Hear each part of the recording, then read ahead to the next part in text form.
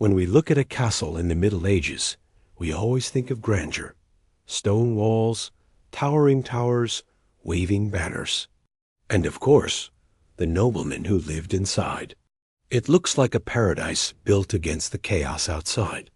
But when you went behind those walls, you would encounter a very different world. Cold. The castle's stone walls kept out enemy arrows, but they couldn't stop the cold wind.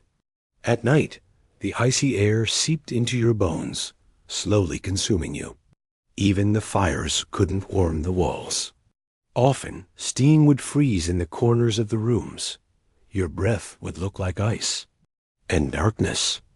Those massive castles were actually dimly lit prisons. The windows were small, and light barely entered the rooms. Even during the day, life was lived by candlelight, and the eyes had to slowly adjust to the darkness. But it was never enough to see clearly. The air in the castle was heavy. The smell of disease, dampness, filth. The toilets were nothing more than holes, and waste flowed down the stone walls. Those living on the lower floors had to endure the filth of those above. Lice, fleas, and rats roamed every corner. And once an infectious disease began, it was nearly impossible to stop. Meals were not the feasts you might imagine. Mostly breadcrumbs, cold soup, dried meat. Drinking water was dirty. Even if you were wealthy, you would live with rotten teeth and sick children. And when war came, the castle ceased to be a refuge and became a trap. When the siege began, food ran out, water dried up, and disease spread. People would even set their sights on their peers, who had died of starvation. It meant dying slowly behind stone walls. What about freedom? You had already left it outside the walls. Once you entered that castle, you could only leave as a corpse. Living in a castle in the Middle Ages seemed like a dream from the outside, but from the inside, it was a nightmare. What about you? Would you dare to be a castle dweller? Or would you choose freedom over stone walls? Glamorous outside, dark inside. When you looked at a castle from the outside in the Middle Ages, you would see it as a symbol of majestic power. Its high walls, huge towers, wooden bridge, and flags.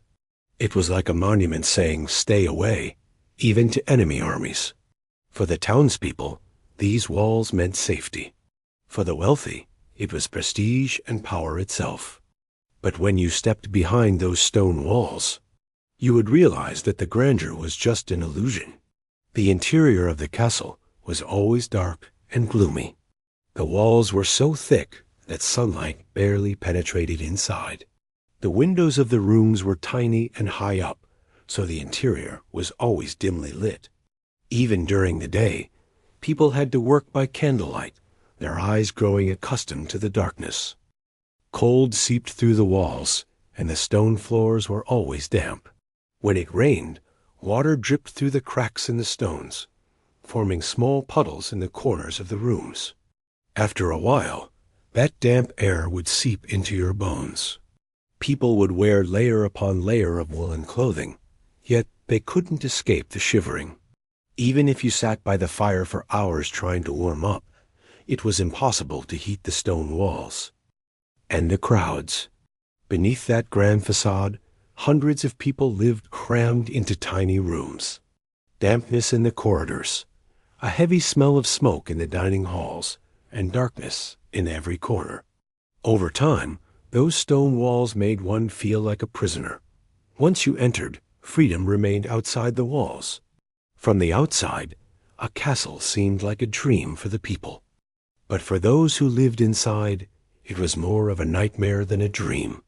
Because those stone walls did not just imprison enemies, they also imprisoned the hopes of those inside. Living in a castle in the Middle Ages meant enduring weakness to appear strong. Ice-cold stone rooms. Medieval castles were shelters that protected the people by building strong walls against wars. But those thick stone walls kept out not only enemies, but also warmth. Every corner of the castle was as cold as ice. The cold wind easily seeped through the stone walls and penetrated to the bone at night. Fires were lit, and fireplaces were filled with wood, but it was still impossible to warm the walls. The stone retained the cold and spread the damp air throughout the rooms day and night. People wore layer upon layer of woolen garments and wrapped themselves in blankets, but their hands and feet still froze. When they woke up in the morning, their breath turned into a frosty mist, and thin layers of ice formed on the water buckets. The cold was not just an inconvenience, but also a source of illness. Pneumonia, colds, and joint pain were the fate of those living in castles. And worst of all, the rooms were damp. Water dripped through the cracks in the walls, and the floor remained constantly damp. Moss grew, stones molded, and the room's odor became heavy and suffocating. Those who stayed in those rooms for long periods of time were constantly ill due to the cold that penetrated their bones. Living in a castle in the Middle Ages seemed like a warm refuge from the outside. But once you entered, you realized those rooms were no different from a freezing tomb. Living in a castle in the Middle Ages meant longing for warmth. Dim light and confined spaces. Medieval castles were imposing, magnificent symbols of power when viewed from the outside. But life inside those massive walls meant being confined to dark, cramped rooms. Castle rooms looked like cells when viewed with today's eyes. The windows were tiny and carved into thick walls. Sunlight entered only in a thin line. Some rooms had no windows at all. Even during the day, the interior remained dim, and people lived by candlelight. The darkness of the walls created a heavy atmosphere, making it difficult to breathe. Even if your eyes adjusted to the darkness, you could never see clearly. Shadows lurked in every corner, and the rooms remained gloomy. The corridors were narrow and long. They were low, narrow passages where two people couldn't walk side by side. At every corner, there was a cold stone wall and intertwined, labyrinthine rooms. A crowded castle had to cram hundreds of people into tiny rooms and halls. People were always in each other's faces. There was no privacy. Constantly feeling someone's breath on your neck, someone's shadow beside you. In those narrow spaces, people not only struggled to move, but also felt their spirits constricted. Living in a castle in the Middle Ages seemed, from the outside, like possessing unlimited power. But in reality, you were a prisoner trapped in a tiny, dark room. Living in a castle in the Middle Ages meant understanding the value of light only in the darkness. Filth and disease. Medieval castles were symbols of grandeur and order when viewed from the outside. But for those who lived inside, hygiene was virtually non-existent. Because behind those stone walls, filth and disease ran rampant.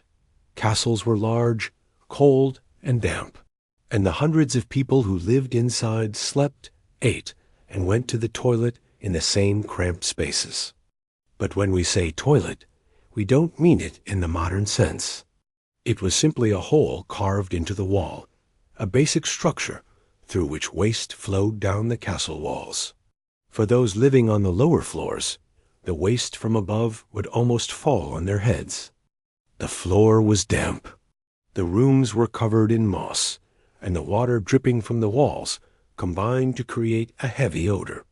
The crumbs that accumulated in the dining halls were a feast for mice and insects. Pests roamed every corner, and at night, people struggled with lice and fleas even in their beds. And this environment was an ideal breeding ground for diseases. If one person fell ill, everyone else would soon follow. Pneumonia, typhoid, flu, and skin diseases were the fate of those living in the castles. And those stone walls also trapped germs inside.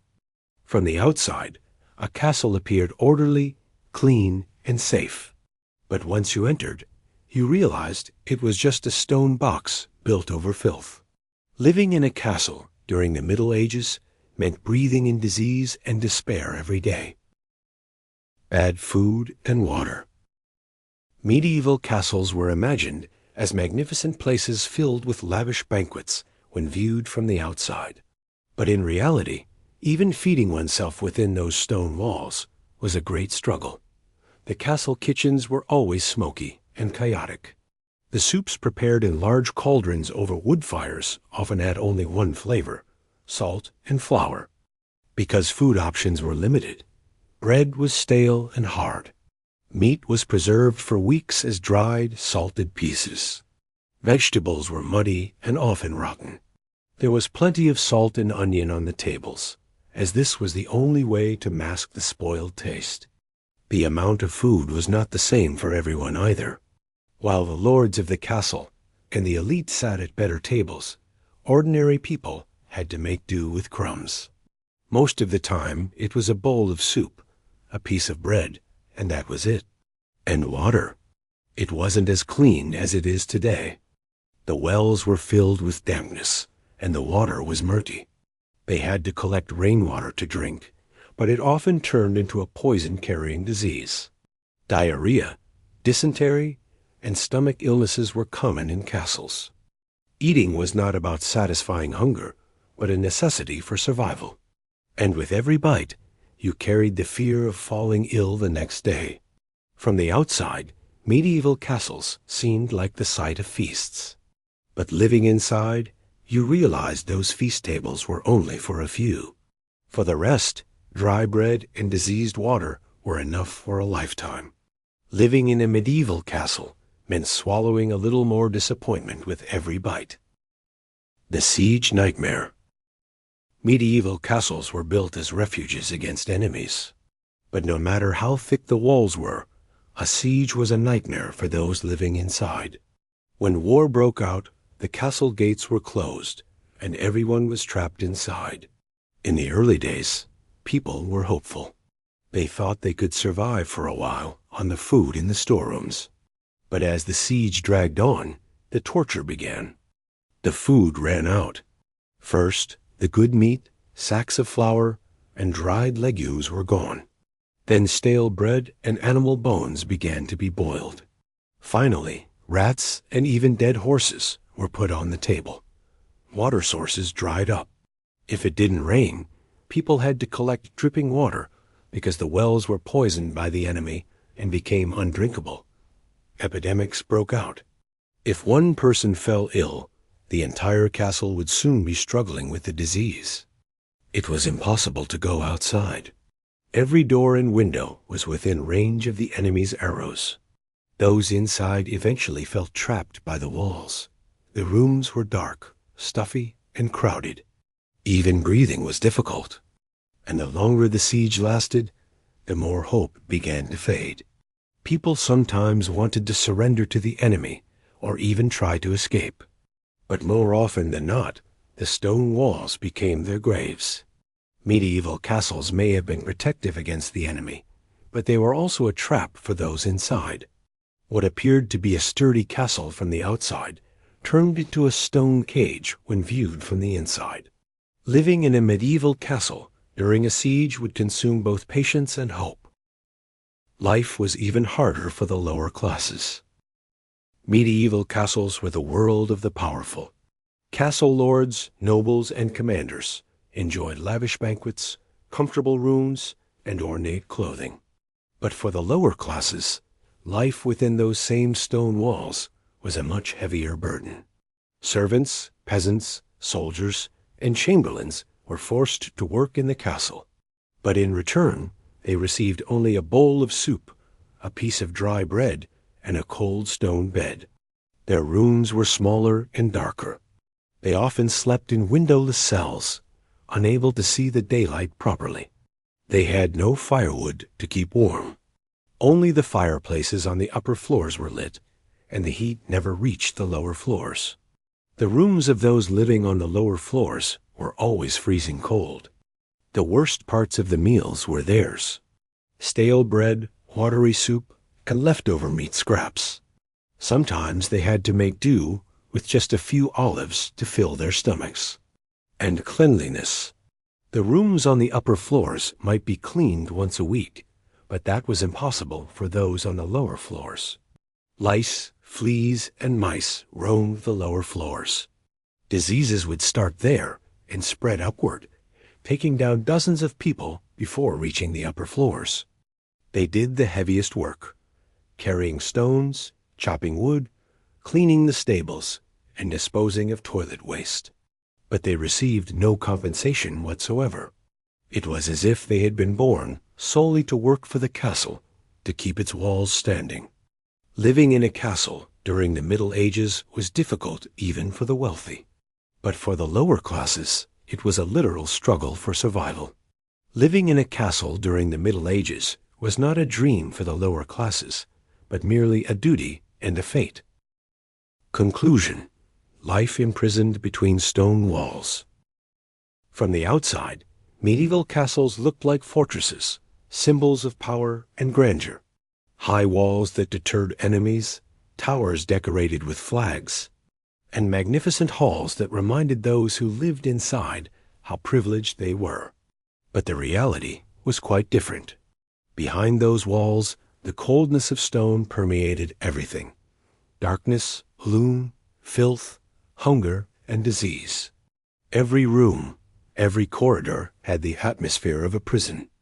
It didn't matter if you were rich or poor, noble or servant. Everyone was inside the same stone walls. And after a while, everyone felt how far they were from freedom. Castles promised people security, but the price of that security was a life of imprisonment. Waking up every morning in the same cramped rooms, walking through the same dark corridors, and falling asleep every night between the same stone walls, with a cold wind blowing. Living in a castle in the Middle Ages was actually giving up freedom. It was accepting a lifetime of imprisonment inside to protect oneself from the dangers outside. Living in a castle in the Middle Ages was a life spent within stone walls, like a prisoner. A castle for some, but a cage for everyone. If you liked the video, don't forget to subscribe to my channel and turn on notifications.